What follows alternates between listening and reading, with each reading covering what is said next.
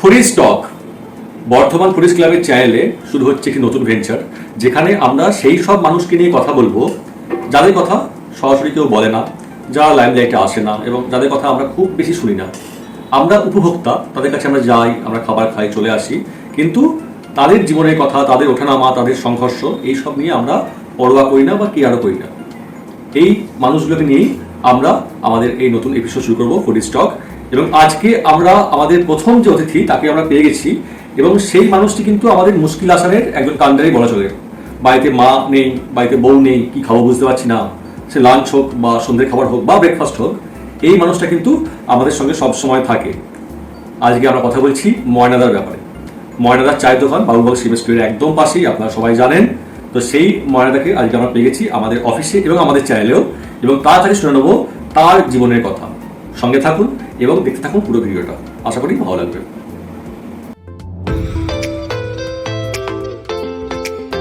জিলিপির পেঁচ ভালো ময়রার দোকানে, ভাঙা মনে প্রেম খোঁজে সিঙ্গারার ত্রিকোণে। বিরিয়ানি তন্দুর ইলিশের গন্ধে, চকচকে ভুরি নাচুক আনন্দে। কিবা দিন কিবা রাত, পুজো কিবা পরবে, লুচি ভুনা কচি পাঁঠা জিভে লালা ঝরবে। ফুচকার টক জল, কিমা রোল কাঠিতে, মুগ ডাল বাসমতি রুই মাছ বাটিতে। মোগলাই কুপকাত রাজাদেরও বর্ম, বিরিয়ানি ইলিশের নাই কোনো ধর্ম। নর্থ বেঙ্গল ও সিকিম ট্রাভেলসের জন্য সবচেয়ে নির্ভরশীল travel partner let's go presents Bardhaman foodies club YouTube channel. Finally আমরা আমাদের অফিসে পেয়ে গেছি ময়নাদাকে। যে ময়নাদার কাছে আপনারা সবাই আড্ডা মারতে যান, চা খেতে যান, তাকে আমরা আমাদের অফিসে পেয়েছি। তো ময়না, কেমন লাগছে অফিসে? খুব সুন্দর লাগছে। আচ্ছা, তুমি একটা কথা মানে প্রথমে আমাকে বলো যে তোমার আসল নাম কি, পুরো নাম কি তোমার? পুরো নাম হচ্ছে শেখ মঈনুদ্দিন। শেখ মঈনুদ্দিন। আপনারা জানতেন কি এটা? আশা করি জানতেন না, আমরা প্রথম জানতাম, মানে আজকে জানতে পারলাম।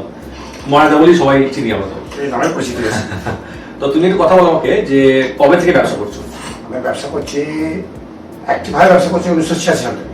1986 সাল থেকে? তখন আমার জন্মই হয়নি আসলে। প্রথমে কোথায় করতে, মানে ব্যবসায়িক ইতিহাস ছিল?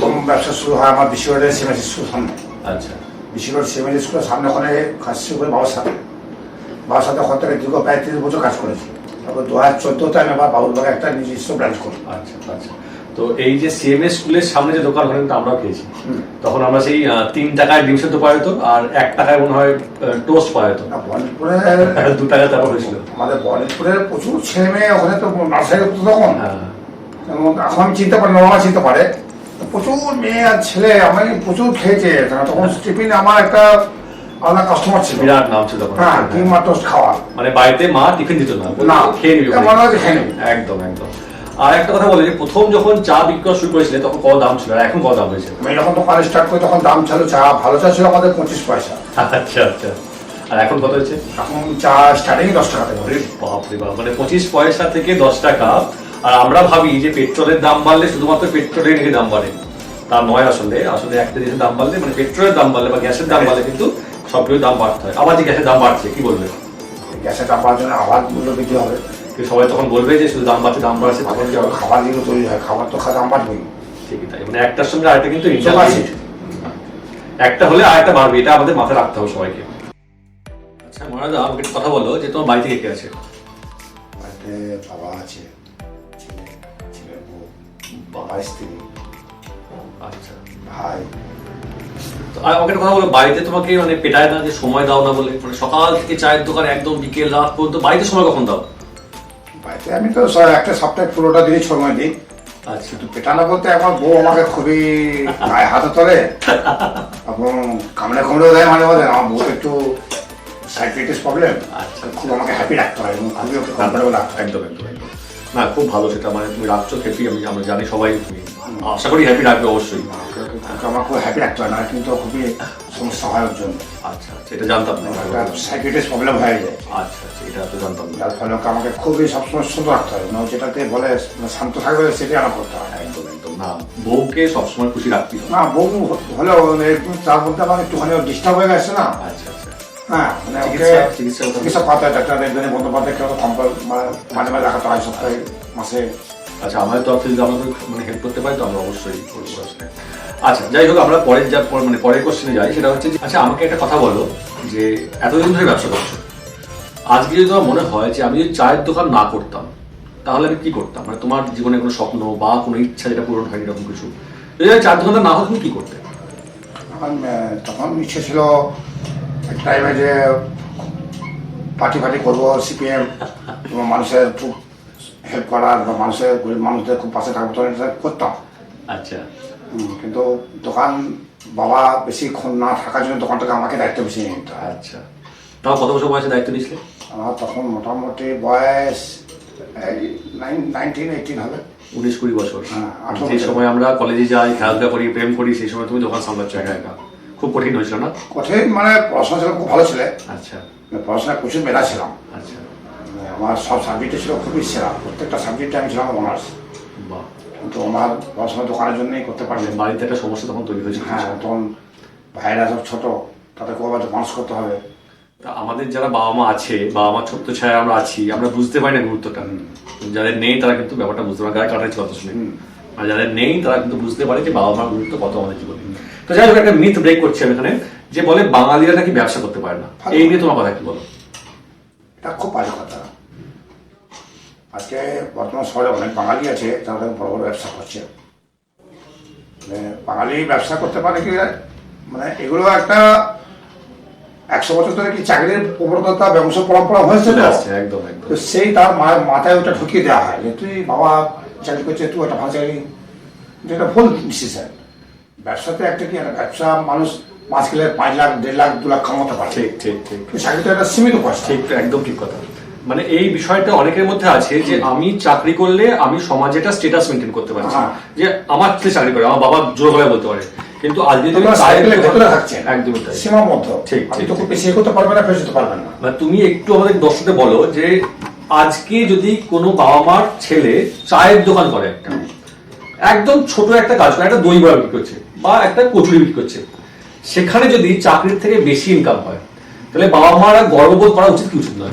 অবশ্যই উচিত। ব্যবসা সে যাই রাস্তায় বিক্রি করবে, যেটাই বিক্রি করবে খুব সেরা বিক্রি করতে হবে। ঠিক ঠিক। এবং কাস্টমারকে খুব ভালো করে প্রেজেন্ট করতে হবে যে সে কাস্টমার আমার প্রতি এসে একটা আমাকে খোঁজে, চাহিদা থাকবে। একদমই তাই, একদমই তাই। সে জিনিসটা 10 টাকা দামেরই হোক বা 3 টাকা দামেরই হোক, ঠিক ঠিক ঠিক। কিন্তু সে রাত্রি 10টার সময় যখন দেবে হিসাব করে, আমি এখান থেকে 4,000 টাকা নিয়ে যাচ্ছি।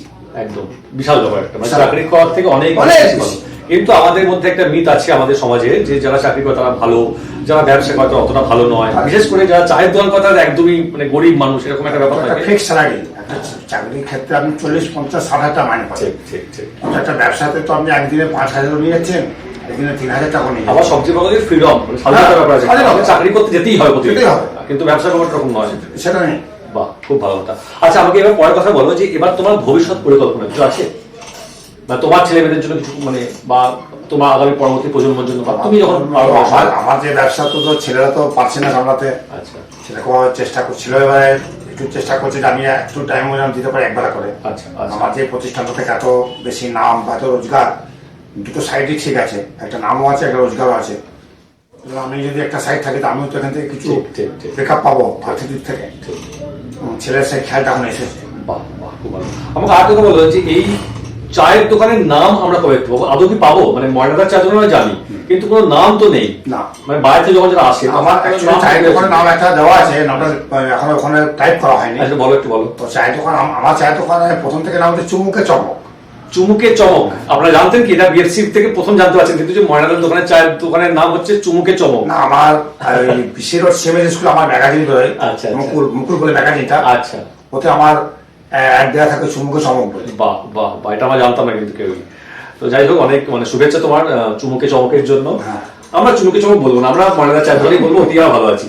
আচ্ছা আর কথা বলো যে মীরের সঙ্গে তোমার শুট করে কেমন লাগলো? খুব সুন্দর, খুবই জেন্টলম্যান, ওনার কথাবার্তা খুবই ভালো। খাওয়ার প্রিয় মানুষ, খাওয়ার প্রতি একটা ওনার একটা আলাদা ঠিক। ঝোঁক বা ভোগ আছে, দুটোই আছে। ঠিক, ঠিক। হ্যাঁ, উনি সবসময় চায় যে খাবার একটা স্টাইল করে খাবো এবং খাবারকে খুব ভক্তি করে খাবো। একদম। খাবারের দিকটাকে খুব বেশি গুরুত্ব দেয়, যে খাবারকে একটা লক্ষ্মী মনে করে সে গ্রহণ করবো। অবশ্যই এটাই প্রয়োজন তো অবশ্যই। আমরা অনেক খাবার ওয়েস্ট করে ফেলে দিই, হ্যাঁ। খাবার অনেক বেশি নিয়ে নষ্ট করি, এটা মানুষকে সবসময় একদম ভাবতে হওয়া হবে। উচিত নয়। কি খাওয়ালে দিনটাকে? এটাকে খারাপ আমরা বাটার টোস্ট, হাফ বয়েল ডিম, ভালো এক গ্লাস চা। বাহ। আর এই হাফ বয়েল ডিমের ব্যাপারটা বলো আমাকে। তোমার দোকানে দেখেছি যে হাফ বয়েল ডিমের 3-4 ভাগ, মানে কোনোটা কাটলে একদম লিকুইড গড়ি পড়ছে, কোনোটা কাটলে একটু লিকুইড, এই ব্যাপারটা থেকে আসে। কাস্টমার উপর ডিপেন্ড করে, কোনো কাস্টমার চাই যে 20% বয়েল হবে, বা কেউ চাই যে 50% বয়েল হবে। কারণ ডিমটা বয়েলটা তো ফ্যাক্টর না, একটা যে ডিমটাকে ওপেন করাটা, এটা আমি কোথাও দেখিনি, কিন্তু তোমার কাছে দেখেছি। যে করতে পারে, যা দীর্ঘদিন এই কাজ করে। একদম। আচ্ছা ময়না, বলো আমাকে তোমার প্রিয় চায়ের দোকান কোনটা? তোমার দোকান বাদ দিয়ে 3টে নাম বলো যে তোমার প্রিয় চায়ের দোকান সারা বর্ধমান। আমার প্রিয় চায়ের দোকান বর্ধমানে থেকে একটা হচ্ছে পাঞ্জাবের পাড়ায় বাবুটা, আচ্ছা। তার উল্টো দিকে আছে কম বলে একটা চায়ের দোকান আছে, হ্যাঁ। খুব জেন্টলম্যান ছেলে, একদম। নাম হচ্ছে আনাল। আচ্ছা। ওটা ভালো প্যারা পাওয়া যায়। হ্যাঁ।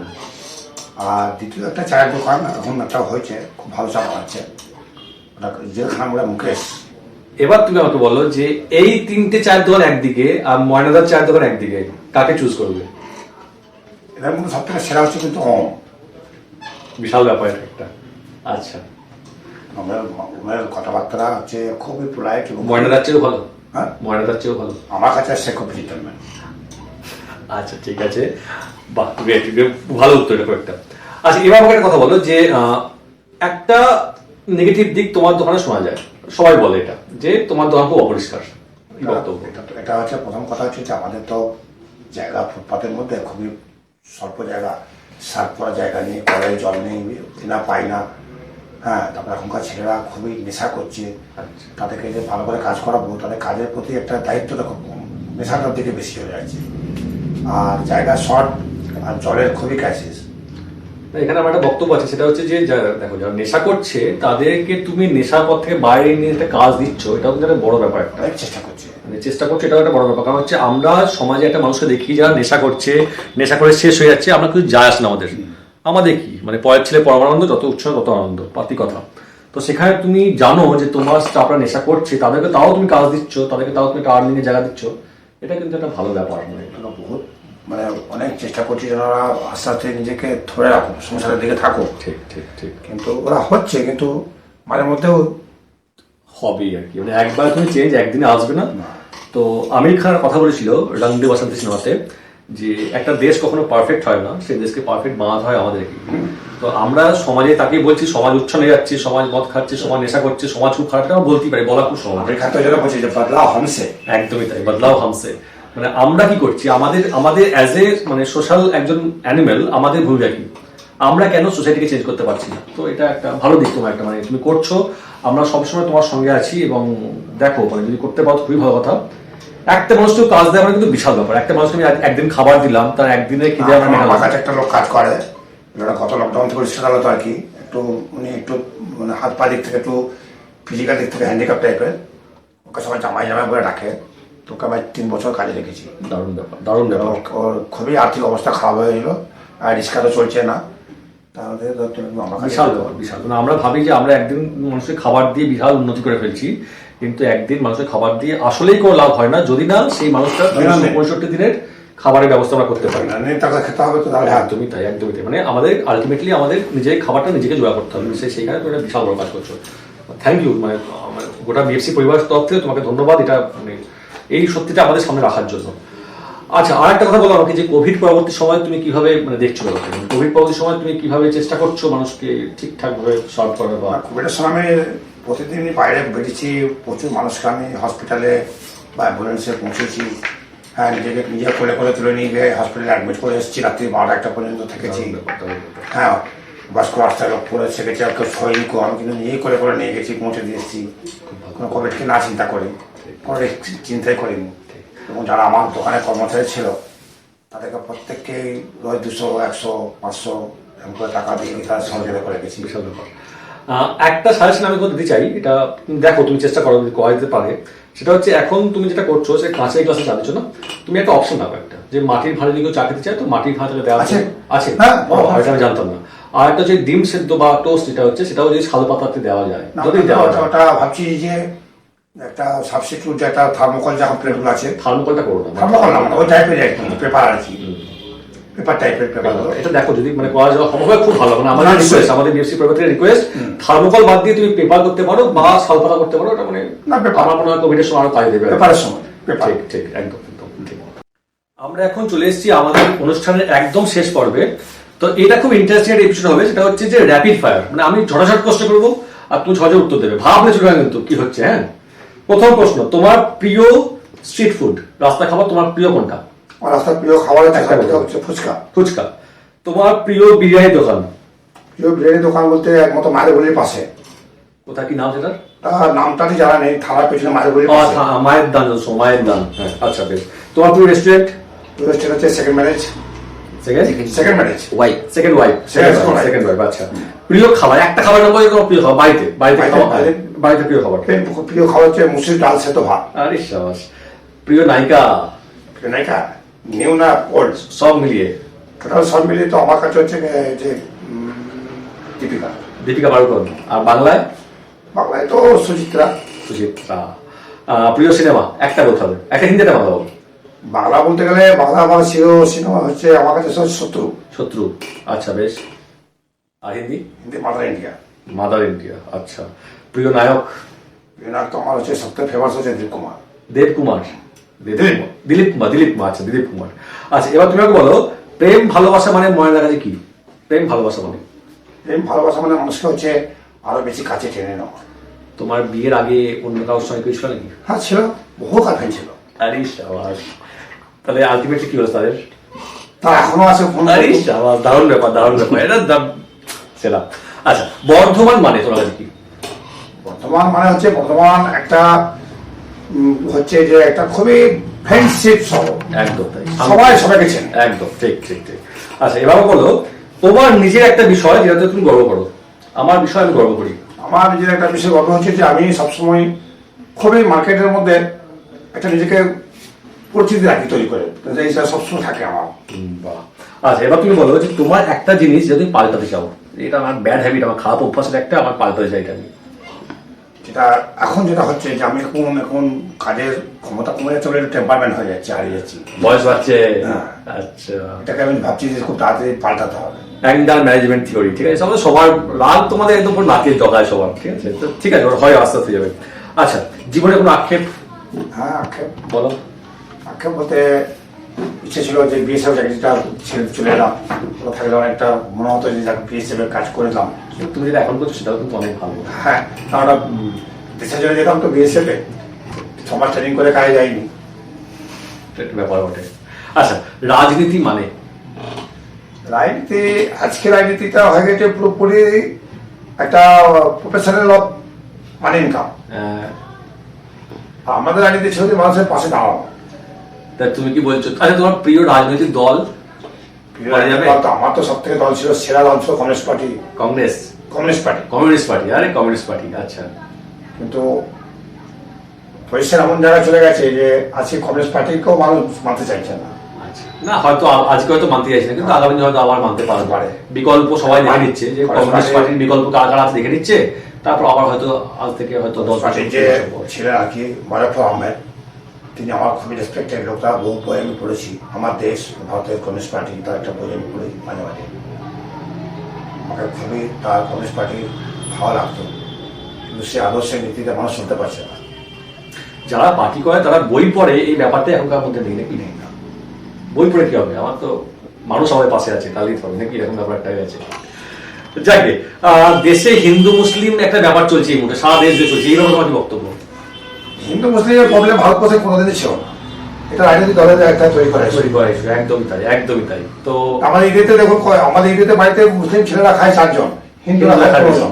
একদমই তাই। হ্যাঁ, পুজো তো তাই। ঠিক ঠিক। হ্যাঁ, এটা হচ্ছে একটা নিজেদের মৈত্রী বন্ধন। মানে আমরা যদি ফেসবুকটাকে বন্ধ করে দিই, হ্যাঁ। তাহলে হয়তো দেখতে পাবো যে কিছুই এরকম সমস্যা নেই, না। সব সমস্যায় ফেসবুক হোয়াটসঅ্যাপ থেকে ঘুরে ঘুরে। হ্যাঁ, তো এটা পাল্টানোর উপায় কি মনে হয় তোমার? মানে এটা পাল্টানোর উপায় হচ্ছে যে আমাদেরকে নিজেদেরকে প্রথমেই ভাবতে হবে যে মানুষ, আমরা সব এক, মানুষের পাশে দাঁড়াতে হবে আগে, এটা বিপরীত।